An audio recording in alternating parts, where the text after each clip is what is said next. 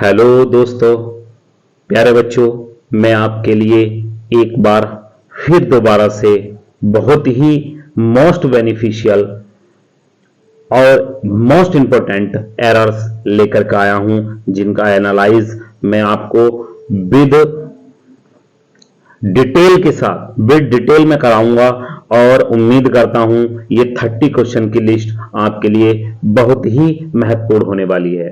Video को like करना, share करना, कमेंट करना और ऐसी ही वीडियो देखने के लिए आप ZS91 मलिक इंग्लिश क्लासेस पर मिलते रहें। चलिए आज के सेशन को हम स्टार्ट करते हैं और स्टार्ट करने से पहले मैं आपको कुछ बातें बता दूं कि अब जो भी क्वेश्चन आ रहा है एरर का बहुत ही लॉजिकल क्वेश्चन आ रहा है और लॉजिकल क्वेश्चन के लिए हमें थोड़ी सी प्रैक्टिस करनी पड़ेगी और प्रैक्टिस करने के लिए हमें वीडियो देखनी पड़ेगी ZS91 मलिक इंग्लिश क्लासेस पर। चलिए लेट अस स्टार्ट, आइए शुरू करते हैं सेशन को। क्वेश्चन नंबर फर्स्ट में लिखा हुआ है, I know nothing about her whereabouts. प्यारे बच्चों, मैं आपको चीज बता देता हूं, यहां पर लिखा हुआ है वेयर अबाउट। वेयर अबाउट कुछ नहीं होता है, यहां वेयर अबाउट से लिखना पड़ेगा आपको, वेयर अबाउट्स। और वेयर अबाउट्स का मतलब होता है अता पता या ठिकाना, अता पता या ठिकाना। मैं कुछ भी नहीं जानता हूं उसके पते के बारे में या ठिकाने के बारे में, तो इसके डी पार्ट में मिस्टेक है। प्यारे बच्चों, वेयर अबाउट में देखिए सिर्फ एस लगाना है, कितनी कॉमन सी मिस्टेक है, इसके डी पार्ट में मिस्टेक है। इसका जो एरर बनेगा वो वेयर अबाउट्स होगा यहां पर, क्योंकि वेयर अबाउट नहीं होता, वेयर अबाउट्स ही लगाना पड़ता है, तो इसके डी पार्ट में मिस्टेक है।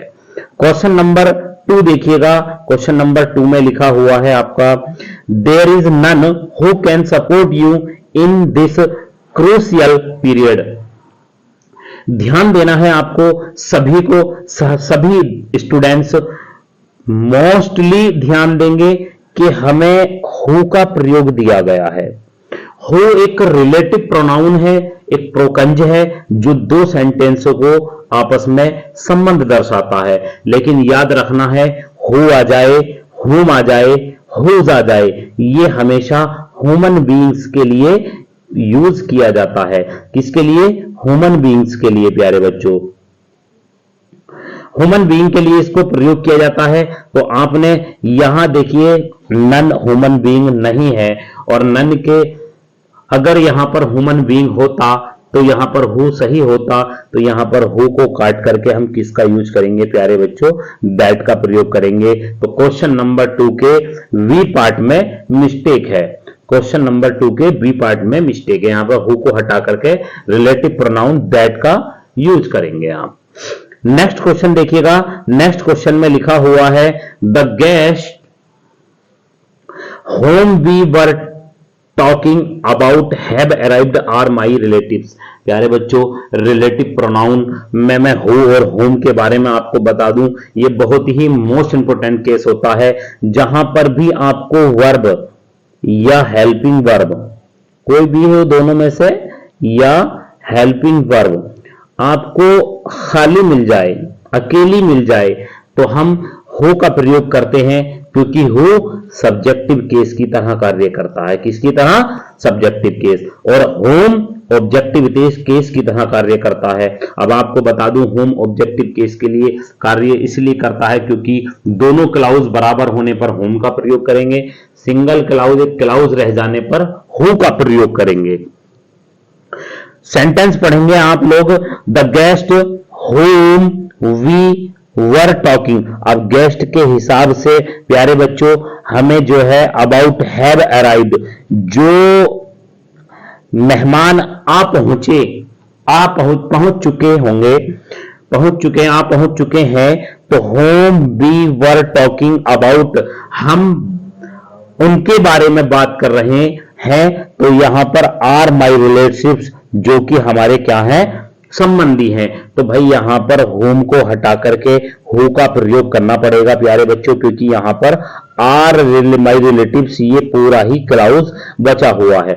और जहां पर क्लाउज बच जाता है क्राउज मिल जाता है तो वहां पर हम सब्जेक्टिव केस हु का प्रयोग करते हैं। तो क्वेश्चन नंबर 3 के वी पार्ट में मिस्टेक है।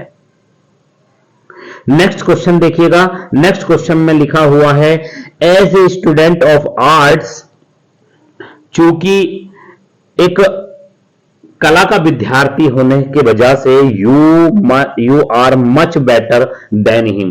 सबसे पहले मैं आपको बात बता दूं, कंपेयर के लिए THAN लगाते हैं। पहली गलती इसमें यह है कि यहां पर ई नहीं आना है। दूसरी गलती यह है कि हमें जो है सब्जेक्ट की तुलना सिर्फ सब्जेक्ट से ही करनी होती है, सब्जेक्ट से ही करनी होती है। तो you are much better than, एक देन ये वाला लगा ले और हिम की जगह क्या कर लें प्यारे बच्चों, ही कर लेंगे। इसके डी पार्ट में मिस्टेक है। क्वेश्चन नंबर 4 के डी पार्ट में मिस्टेक है, हिम की जगह हमें ही करना पड़ेगा और देन मिस्टेक से लिखा गया होगा THEN देन की जगह THEN देन तुलना वाला कर दीजिए, क्योंकि कंपैरेटिव डिग्री में हम तुलना का ही प्रयोग करते हैं। नेक्स्ट क्वेश्चन देखिएगा। क्वेश्चन नंबर 5 में लिखा हुआ है, क्वेश्चन नंबर 5 में लिखा हुआ है आपका he hates everybody and everything who reminds him of his blunder. ध्यान से देखना प्यारे बच्चों, जहां पर एवरीबॉडी आ जाए, समबडी आ जाए, एवरीथिंग आ जाए, नथिंग आ जाए, समथिंग आ जाए, रिलेटिव प्रोनाउन हु का यूज नहीं करते, हम दैट का यूज करते हैं। रिलेटिव प्रोनाउन दैट का यूज करते हैं। तो इसके भी बी पार्ट में मिस्टेक है प्यारे बच्चों।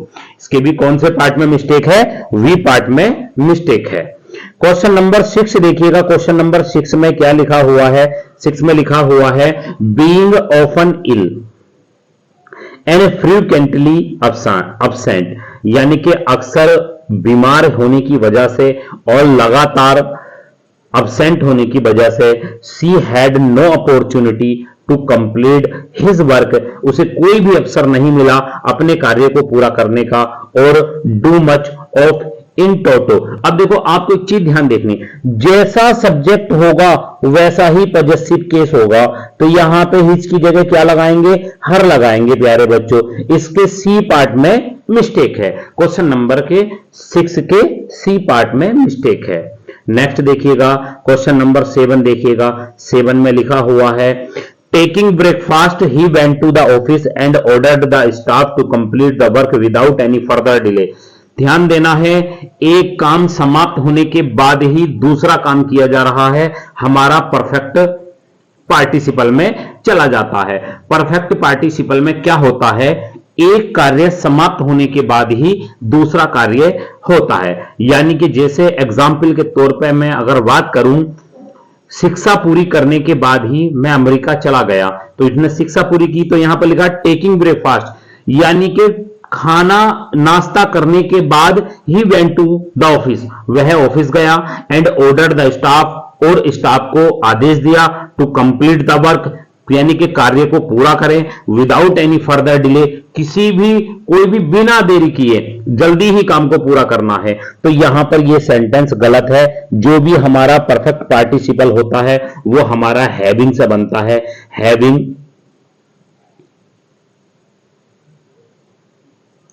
हैविंग टेकन, यहां आएगा भाई प्यारे बच्चों, having taken breakfast.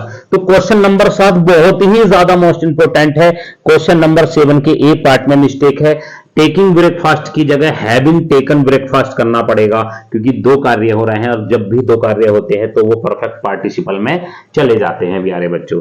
Next question देखिएगा। क्वेश्चन नंबर 8 में लिखा हुआ है going towards the gate with a cup of tea in hand somebody switch off the light, यानी कि गेट की ओर जाते हुए हाथ में कप लेकर के किसी ने लाइट को ऑफ कर दिया।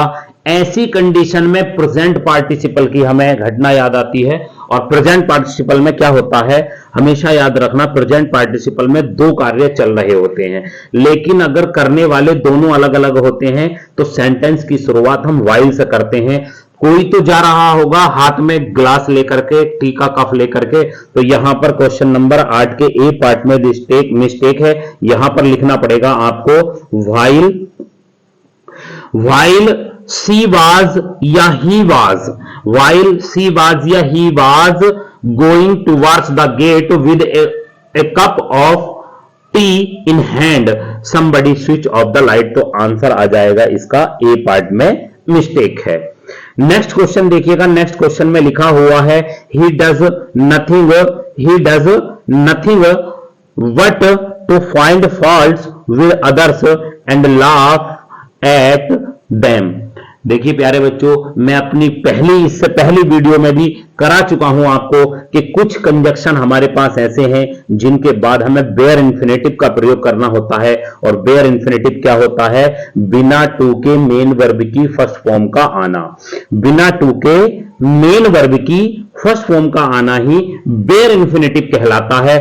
तो यहां पर कितने कंजक्शन है? ये बट दिया हुआ है, एंड लगा लेंगे आप, देन लगा लेंगे THEN देन, एज लगा लेंगे आप, और लगा लेंगे, एक्सेप्ट लगा लेंगे। भाई हमारे पास ये 6 कंजक्शन है जिनके बाद बेयर इंफिनिटिव का प्रयोग किया जाता है। बेयर इंफिनिटिव होता है बिना टू के मेन वर्ब की फर्स्ट फॉर्म का आना। तो इसके बी पार्ट में मिस्टेक है, यहां पर बट के बाद हमें टू को रिमूव करना पड़ेगा।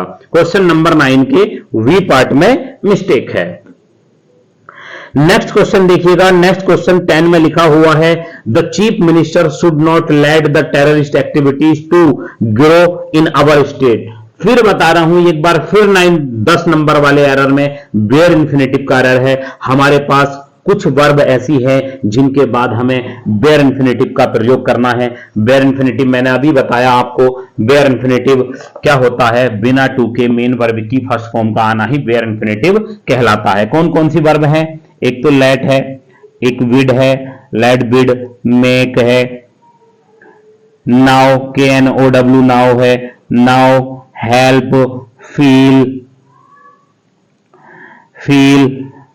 Late bid, make, know, help, feel, hear है HEAR हियर, और आपकी वॉच है WATCH वॉच, और आपकी क्या है? SEEC।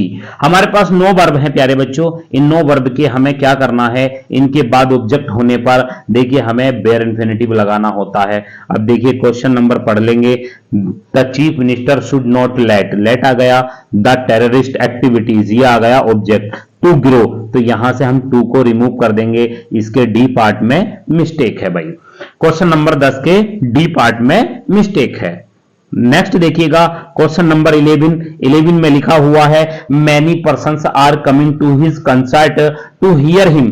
देखिए प्यारे बच्चों, अभी बताई है बिल्कुल मैंने, let bid, make, know, help, feel, hear के बाद भी क्या दिया हुआ है? ऑब्जेक्ट दिया हुआ है, और ऑब्जेक्ट के बाद होने पर हम बेयर इंफिनिटिव लगाते हैं। बेयर इंफिनिटिव क्या होता है? बिना टू के मेन वर्ब की फर्स्ट फॉर्म का आना ही बेयर इंफिनिटिव होता है। क्वेश्चन नंबर 11 के सी पार्ट में मिस्टेक है। नेक्स्ट देखिएगा क्वेश्चन नंबर 12 में देखिएगा 3 years have passed that I returned from USA and settled here। देखिए 3 सालों के बाद, 3 साल गुजारने के यानी कि पूरे करने के बाद date I return from USA, मैं अमेरिका से रोका और यहां पर सेटल हो गया।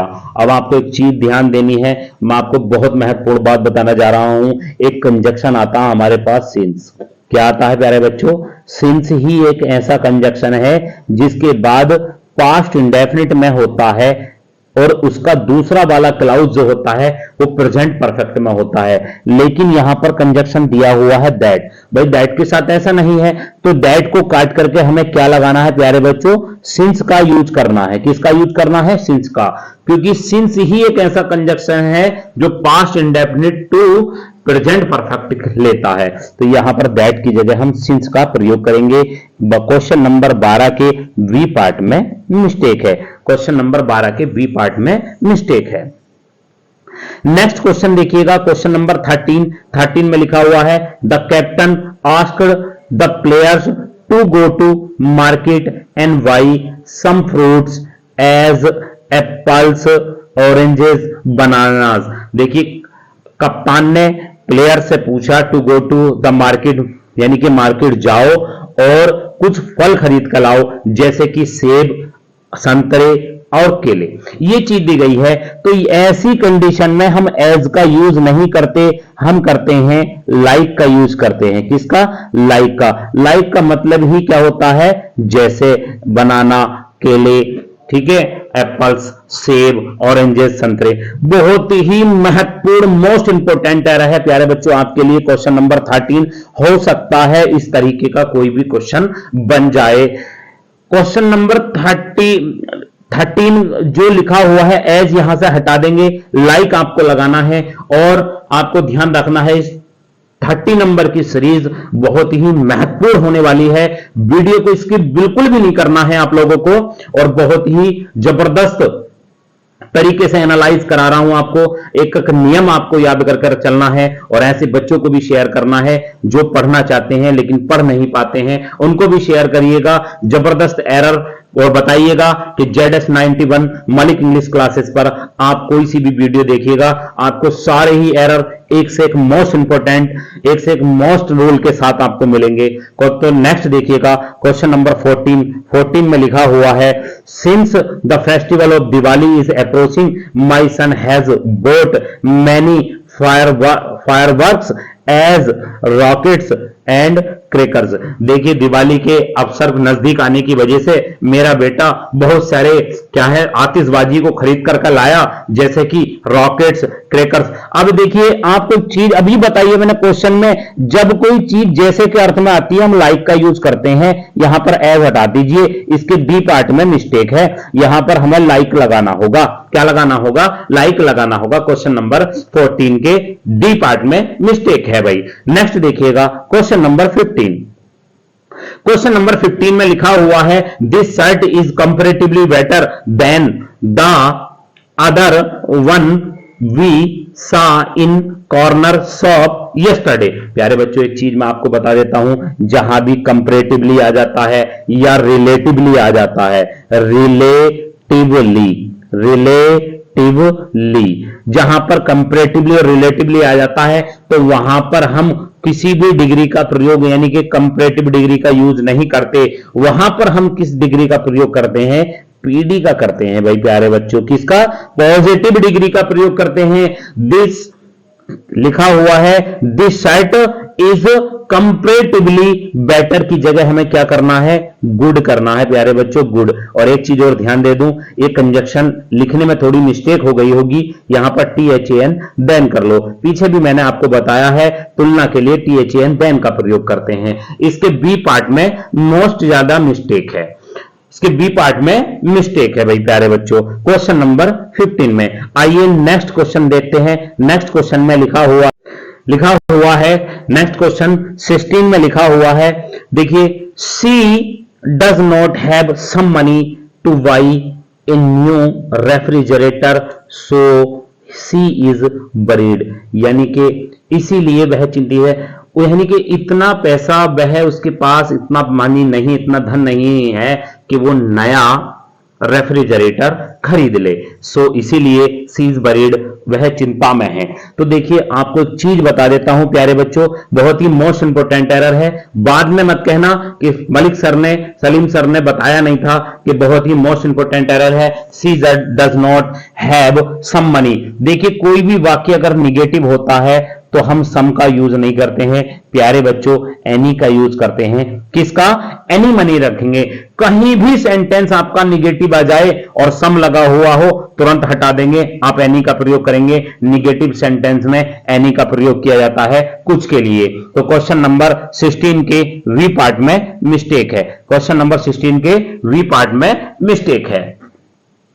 नेक्स्ट क्वेश्चन देखिएगा, नेक्स्ट क्वेश्चन 17 में लिखा हुआ है प्यारे बच्चों, ऑल द बुक्स, बहुत ही मोस्ट इंपोर्टेंट एरर है, जल्दी से समझ में नहीं आएगा आप लोगों की। मैं आपको बता दूं, all the books were Indeed interesting what that one was the more interesting. प्यारे बच्चों आपको ध्यान देना है, देखिए ऑल द बुक्स लिखा हुआ है और ऑल द बुक्स हमारा जब भी ऑल का प्रयोग किया जाता है तो ऑल के साथ सुपरलेटिव डिग्री का प्रयोग किया जाता है।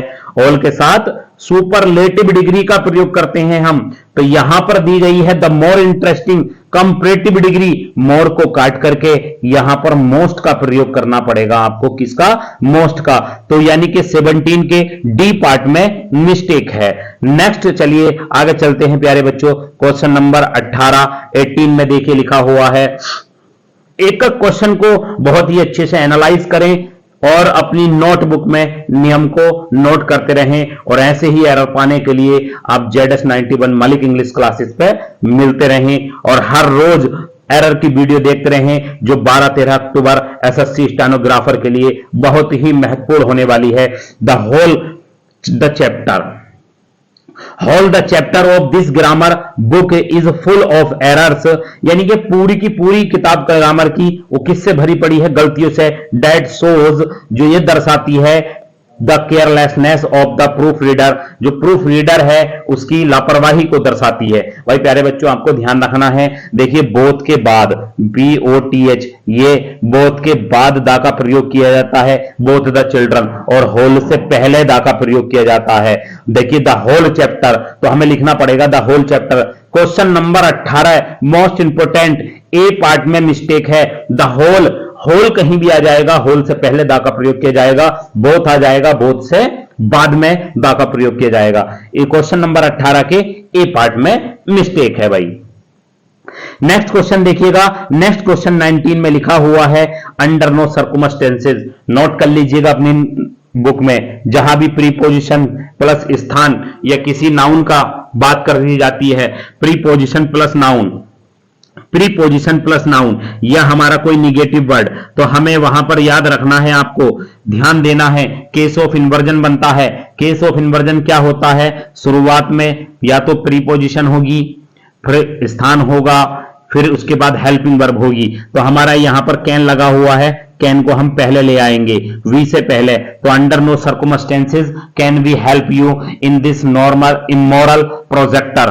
तो आपको देखिए सेड द चेयरमैन, आपको ध्यान रखना है अंडर नो सर्कमस्टेंसेस, ये देखिए परिस्थितियों के कोई अनुरूप यहां पर लगाना है आपको।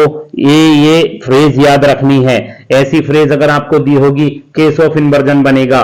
इस फ्रेज के बाद तुरंत हमें हेल्पिंग वर्ब का प्रयोग करना पड़ेगा, कैन को वी से पहले लाना पड़ेगा। क्वेश्चन नंबर 19 के वी पार्ट में मिस्टेक है प्यारे बच्चों, वी पार्ट में। नेक्स्ट क्वेश्चन देखिएगा, नेक्स्ट क्वेश्चन में लिखा हुआ है, she is very senior to me so I can not defy her orders. प्यारे बच्चों यानी कि देखिए बैरी का प्रयोग हम पॉजिटिव डिग्री के साथ प्रयोग करते हैं। बैरी का प्रयोग हम पॉजिटिव डिग्री के साथ करते हैं, कंपैरेटिव डिग्री के साथ नहीं करते हैं। इसीलिए हमें बैरी को हटा करके मच का प्रयोग करना पड़ेगा प्यारे बच्चों। किसका प्रयोग करना पड़ेगा? मच का प्रयोग करना पड़ेगा। तो क्वेश्चन नंबर 20 के VA पार्ट में मिस्टेक है, यहां पर मच सीनियर होगा। नेक्स्ट क्वेश्चन देखिएगा, नेक्स्ट क्वेश्चन 21 में लिखा हुआ है, by discussing only with the officer concerned they found out the person behind the fraud. यानी कि देखिए आपको ध्यान देना है, प्रीपोजिशन प्लस नाउन या प्रीपोजिशन प्लस स्थान, स्थान आ जाए या नाउन आ जाए, जब भी कोई ऐसा बात आ जाती है प्रीपोजिशन से सेंटेंस शुरू होता है, जैसे मैंने अभी बताया था under no circumstances sentences, circumstances, उसी तरीके से why discussing only with the officer concerned, इसमें भी हमें केस ऑफ इन्वर्जन ही लगाना पड़ेगा। इसमें भी हमें क्या लगाना पड़ेगा? केस ऑफ इन्वर्जन लगाना पड़ेगा। केस ऑफ इन्वर्जन क्या होता है? हेल्पिंग वर्ब पहले आती है, सब्जेक्ट बाद में आता है, और लास्ट में क्वेश्चन मार्क का यूज नहीं करते हैं, फुल स्टॉप का यूज करते हैं। तो why discussing only with the officer concerned, ये यहां तक ही पूरी एक फ्रेज बन गई है। यानी कि ऑफिसर से वार्तालाप करने के संबंधित वार्तालाप करके ही they found out the person behind the fraud, यानी कि किस व्यक्ति का यानी कि फ्रॉड में उसका हाथ है, तो उसको पा लिया गया है। तो यहां हमें बनाना है प्यारे बच्चों, इसका आंसर जो बनेगा, इसके सी पार्ट में मिस्टेक है। केस ऑफ इन्वर्जन बनाएंगे तो हम लगाएंगे डिड, क्या लगाएंगे? Did they found, did they found बनाएंगे भाई, फाइंड बनाएंगे, सॉरी फाइंड, क्या बनाएंगे? Did they find. तो इसके सी पार्ट में मिस्टेक है। नेक्स्ट देखिएगा क्वेश्चन नंबर 22 में लिखा हुआ है, the house is very good, यानी कि घर जो है बहुत अच्छा है, बट टू मच स्मॉल, छोटा है, to accommodate the full family, पूरी फैमिली के लिए। अब आपको एक चीज बता देता हूं, बताया वेरी का प्रयोग पॉजिटिव डिग्री के साथ होता है, हो गया ठीक है, लेकिन आपको नोट करना है टू मच। क्या ये नोट करना है प्यारे बच्चों? Too much. और टू मच का प्रयोग हम जब भी करेंगे तो टू मच के साथ बाद हम नाउन को रेफर करता है, नाउन का प्रयोग करेंगे। और कहीं मच टू लिखा हुआ आएगा तो मच टू एडजेक्टिव को रेफर करता है। तो स्मॉल यहां पर क्या है प्यारे बच्चों? एडजेक्टिव दिया गया है, स्मॉल एडजेक्टिव दिया गया है। इसीलिए क्वेश्चन नंबर 22 में आपको मच टू का प्रयोग करना है, इसके बी पार्ट में मिस्टेक है भाई, क्वेश्चन नंबर 22 के। नेक्स्ट देखिएगा क्वेश्चन नंबर 23 में लिखा हुआ है he does not know to make friends so he is leading a lonely life. प्यारे बच्चों आपको ध्यान देना है, ये नो एक ऐसी वर्ब है आपकी जिसमें नो आ जाए, आपका लर्न आ जाए, एक्सप्लेन, वंडर, सो, आस्क, रिमेंबर, फॉरगेट, ये ऐसी वर्ब हैं जब किसी से कोई काम सीखा जाता है या किसी को सिखाया जाता है तो हम हाउ टू का प्रयोग करते हैं। हाउ टू, वह नहीं जानता है कि दोस्त कैसे बनाए जाते हैं, तो यानी कि he does not know how to, क्या लगाना है प्यारे बच्चे? How to make friends, so he is, इसीलिए लीडिंग ए लोनली लाइफ, वह एक अकेली लाइफ की तरफ, जिंदगी की तरफ जा रहा है। नेक्स्ट क्वेश्चन देखिएगा, तो क्वेश्चन नंबर इसके क्वेश्चन नंबर 23 के क्वेश्चन नंबर 23 के बी पार्ट में मिस्टेक है। नेक्स्ट क्वेश्चन देखिएगा, नेक्स्ट क्वेश्चन 24 में लिखा हुआ है every member of the family, every member of the family is addicted to drinking and so Asha is. प्यारे बच्चों आपको याद रखना है, केस ऑफ इन्वर्जन, जब दो व्यक्ति एक ही कार्य करते हैं, एक जैसे ही कार्य करते हैं, तो बाद वाले व्यक्ति के साथ हम केस ऑफ इन्वर्जन लगाते हैं, केस ऑफ इन्वर्जन लगाते हैं। सेंटेंस अगर पॉजिटिव होगा तो सो के साथ लगाएंगे, सेंटेंस अगर निगेटिव होगा तो हम नॉर के साथ लगाएंगे। तो आपने ध्यान देना है प्यारे बच्चों, every member of the family is addicted to drinking, प्रत्येक सदस्य परिवार का आदी हो गया है शराब का, इसलिए आशा भी हो गई है। तो आपको लगाना है प्यारे बच्चों, इज आशा करना पड़ेगा, सो इज आशा, आशा क्या करना पड़ेगा प्यारे बच्चों? So is Asha, is Asha, ASHA, आशा करना पड़ेगा आपको। इसके डी पार्ट में मिस्टेक है भाई। क्वेश्चन नंबर 25 देखिएगा, 25 में लिखा हुआ he was very tired of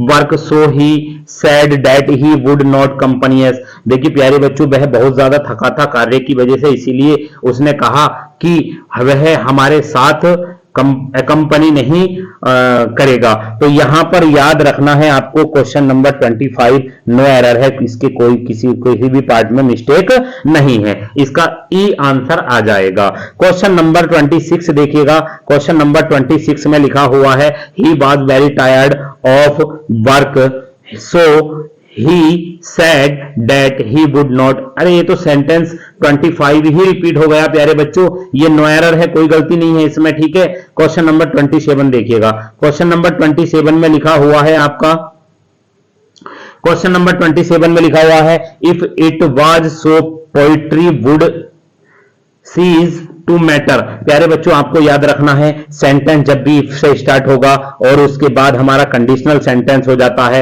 if लगते ही सेंटेंस कंडीशनल हो जाता है, और कंडीशनल सेंटेंस या तो हमारा प्रेजेंट टू फ्यूचर होता है या हमारा रखने के अर्थ में होता। तो अगला क्वेश्चन, अगला क्लाउज जो है would say, would plus verb की फर्स्ट फॉर्म से बनता है। अगर हमारे पास कुछ बनने की इच्छा होती है या कुछ करने की इच्छा होती है तो हम वर लगाते हैं।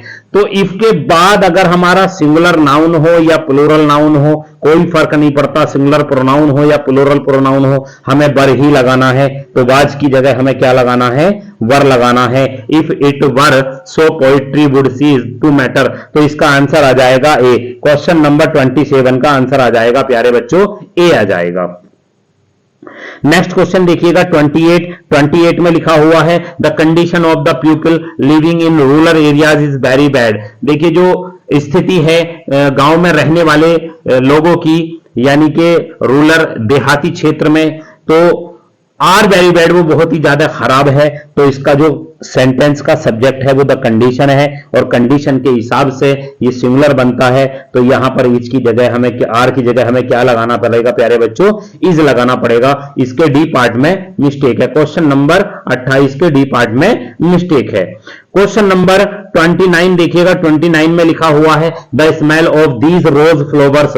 प्यारे बच्चों ध्यान से पढ़ना है, इसका जो सब्जेक्ट है वो द स्मेल है, और बात चल रही है गुलाब की। जो गुलाब के फूल हैं उनकी खुशबू बहुत ही ज्यादा मीठी है। तो देखिए ध्यान देना है आपको, यहां पर आर नहीं लगाना है, स्मेल के अकॉर्डिंग हमें इज लगाना है। क्या लगाना है, स्मेल के अकॉर्डिंग इज लगाना है प्यारे बच्चों। तो जैसे ऊपर कंडीशन आया था, कंडीशन के हिसाब से हमने आर की जगह इज लगाया था, वैसे ही स्मेल खुशबू होती है। क्या होती है, खुशबू होती है, क्योंकि गुलाब की बात चल रही है इसलिए खुशबू की बात करेंगे हम, बदबू की बात नहीं करेंगे। तो स्मेल के अकॉर्डिंग हमें आर की जगह इज लगाना है। नेक्स्ट क्वेश्चन देखिएगा, नेक्स्ट क्वेश्चन में लिखा हुआ है क्वेश्चन नंबर 30 में लिखा हुआ है the SP declare that those who are found guilty of breach of law or taking the law into their hands they will be taken to task। तो यहां पर टेक टू टास्क का मतलब होता है दंडित करना। क्या होता है प्यारे बच्चों, दंडित करना। इसको बहुत ध्यान से पढ़ना है। टेक टू टास्क का मतलब क्या होता है, दंडित करना होता है। अब आपको ध्यान देखना है, एसपी ने पहले ही घोषित कर दिया है, एसपी पहले ही घोषित कर चुके हैं कि जो अपराध का उल्लंघन करते हुए, कानून का उल्लंघन करते हुए अपराधी पाए गए हैं और कानून को उन्होंने अपने हाथों में लिया है, उन्हें दंडित किया जाएगा। तो बात चल रही है भाई दोज होगी, दोज होगी। तो यहां पर दे का कोई भी प्रयोग नहीं है, ये सुपरफ्लस वर्ड है। तो आंसर 30 में हमें लगाना है डी, इसका आंसर आ जाएगा 30 का डी। देखिए भाई आज की 30 नंबर की सीरीज आपके लिए बहुत ही मोस्ट इंपोर्टेंट होने वाले हो गई है, और आप वीडियो को स्किप बिल्कुल भी ना करें, सेंटेंस को पूरा पढ़ करके। और देखिए बहुत ही कम समय में 30 सेकंड में, 30 सेकंड में, 1 मिनट में, 40 सेकंड में, 45 सेकंड में, 15 सेकंड में कैसे एरर को फाइंड किया जाता है, आप मिलिए ZS91 मलिक इंग्लिश क्लासेस पर। और ये आपके लिए बहुत ही, आप वीडियो को लाइक करें, शेयर करें, सब्सक्राइब करें, और दोस्तों में बताएं कि आपको अगर किसी भी एरर का सॉल्यूशन चाहिए तो आप ZS91 मलिक इंग्लिश क्लासेस पर को सब्सक्राइब करें, फॉलो करें। इतने के बाद भी अगर आपको कोई प्रॉब्लम आती है तो आप मेरे नंबर 9084497511 पर कॉल कर सकते हैं प्यारे बच्चों, 11 पर कॉल कर सकते हैं। तो आप मैसेज भी कर सकते हैं, मैं आपको फुल डिटेल के साथ उसका विवरण बता दूंगा फुल डिटेल में। ठीक है, चलिए भाई, धन्यवाद।